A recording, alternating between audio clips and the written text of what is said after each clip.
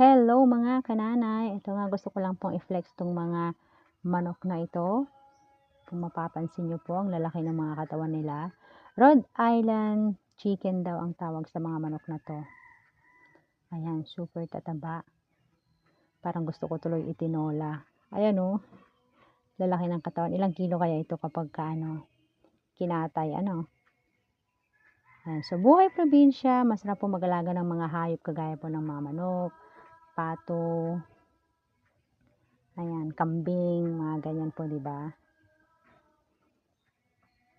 Simpleng buhay.